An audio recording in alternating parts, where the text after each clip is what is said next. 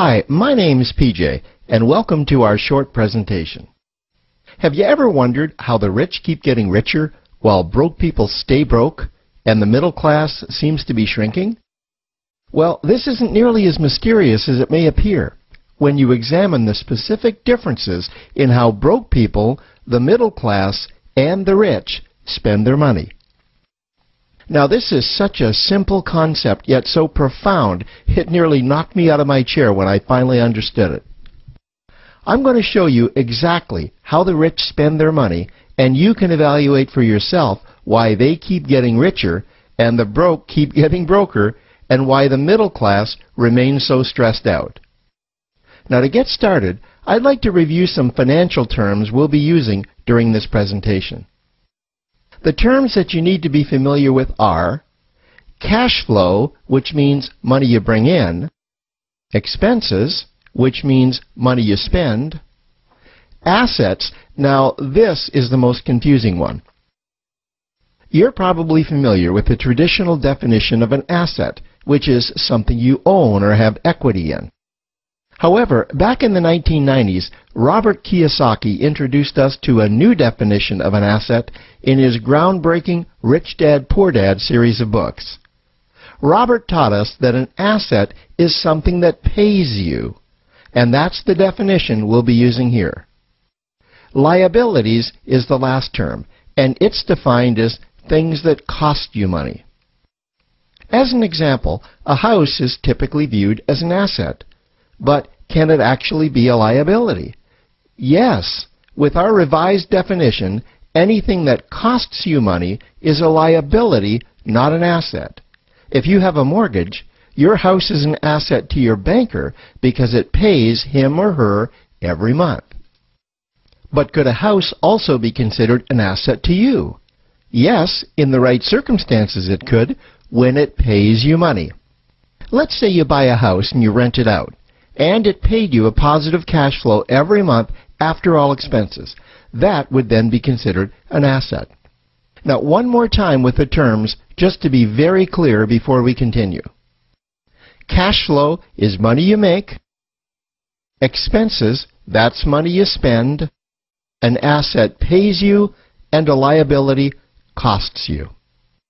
Now let's take a look at how broke people spend their money. Now, when I say broke people, I'm not referring to the destitute. I'm speaking about that large portion of our society that lives from paycheck to paycheck and who never seem to have any money. In fact, most times there's more month left at the end of their money, and I'm sure many of you can relate to that group. On payday, broke people buy what I'm going to call stuff. Well, what's stuff? Well, that's inexpensive things that people buy that they don't really need to survive. You go into someone's house and you can't find any counter or tabletop space in the whole house because of all the stuff on it. Their house and their cars are full and cluttered with stuff. Well, where do they get all this stuff? They buy it at the flea market, at the garage sale, at the dollar store, at the craft show. So cash flow comes in, and then it goes straight out the expense column to buy stuff. You see, broke people never really educate themselves on assets and liabilities. They justify buying all of this stuff by claiming that it costs so little. But over the years, it's all they ever have. The problem is their cash flow never produced or created more cash flow. Now, please understand, I'm not undermining or taking any shots at this or any group. I just see a lot of financial difficulty out there, and it really doesn't need to be that way. Creating wealth isn't a mystery, it's a formula. The only reason someone doesn't create wealth is because they either don't know the formula or they don't apply the formula. Now let's take a look at the middle class. The middle class is the group that society mistakenly thinks are rich. They're not. Yes, they typically earn a six-figure income, and many of them appear rich, but it's what they buy with their money that keeps them prisoners of the middle class. What they typically buy are liabilities. Remember the definition of a liability? Things that cost you. By buying liabilities, the money gets pushed up and out their expense column. Liabilities are items like cars, boats, houses, airplanes, credit card debt. Now let's see just how this happens. The middle class gets a nice paycheck, let's say $10,000 for the month. They then split that down the middle and they pay their monthly expenses with half, and with the other half, they make a down payment on a new car. The car costs $5,000 down, and after they add on the insurance and the maintenance, that liability now costs $1,100 new dollars every single month. A few months go by, and they want a boat, then a vacation home, a Rolex watch on their credit card, a vacation on their credit card. And before you know it, their liabilities have raised their expense levels to near or above their income levels. They actually spend equal to or more than they make. Meaning that they have to go to work and make a certain amount of money every single month just to cover their liabilities. The other important issue with both broke people and the middle class is that normally all of their cash flow is dependent on their own effort, meaning that they've educated themselves to exchange their knowledge and expertise for someone's money. Also, the money they earn is usually the highest taxed form of income. Here's an example. An attorney is knowledgeable about law, so people pay him or her in exchange for that knowledge on an hourly basis. The problem here is that if the attorney isn't sharing that knowledge with a client, then the attorney isn't making any money. This causes lots of stress and anxiety in their lives. And if you ever ask them to take an afternoon off to play golf with you, well, they very rarely can because of how much money it'll cost them to take that time off. On the surface, life's pretty good. The reality is that it's a roller coaster ride. That's the middle class. Now, I know this group very well because for a great deal of my adult life, that was me. Now let's take a look at how the rich people spend their money. Rich people acquire assets. Again, an asset is something that pays you. If you want to become rich, buy assets that earn you more money. The money cycle looks like this. Acquire assets that produce cash flow, invest the profits to acquire more assets that produce more cash flow, invest those profits to acquire more assets that produce more cash flow.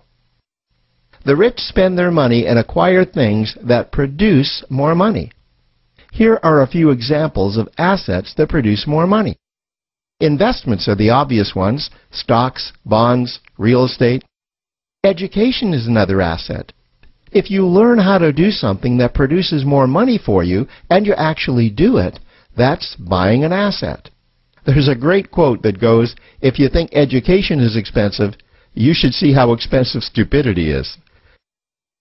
Another example of assets you can acquire that pay you are cash-generating opportunities, especially those opportunities that can create a passive cash flow. Passive meaning that once you build it up, the money continues to flow whether you're still building it or not. Here's a small example. Let's suppose you bought a pinball machine and you put it in a barber shop, and you don't spend any of the profits. You save them until you can buy another pinball machine and put it in another barber shop. This, by the way, was Warren Buffett's first business. If you don't know who Warren Buffett is, he's one of the top 2 richest men in America. The rich are extremely eager to find those passive cash-generating opportunities because those opportunities continue to pay them month after month, year after year, long after they've stopped working the opportunity.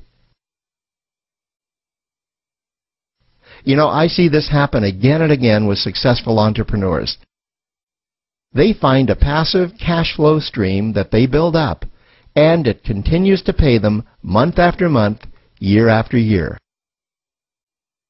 They then take those profits and multiply them in another passive cash-generating opportunity, and then again in another. In conclusion, here's what I've learned over the years. You can't find these passive cash-generating opportunities unless you're open to hearing about them. Then, once you find them, you must be willing to see what fits you and then act. Now, the reason I say this is that I once answered a hokey little ad that I ended up generating 7 figures from, simply because I answered that ad and then took action. These opportunities are out there. You just need to find them. You also must be opportunistic enough that when the right situation does present itself, you don't miss it. So remember, broke people buy stuff, the middle class buy liabilities, and the rich acquire assets, preferably cash-generating opportunities that can create passive cash flow. They then take that cash flow and invest it in another asset that produces more cash flow. That's the wealth creation formula. Now, I trust you found this introductory information helpful. Now, to learn about one of the greatest cash-generating machines on the planet, click on the link below to proceed to step 2.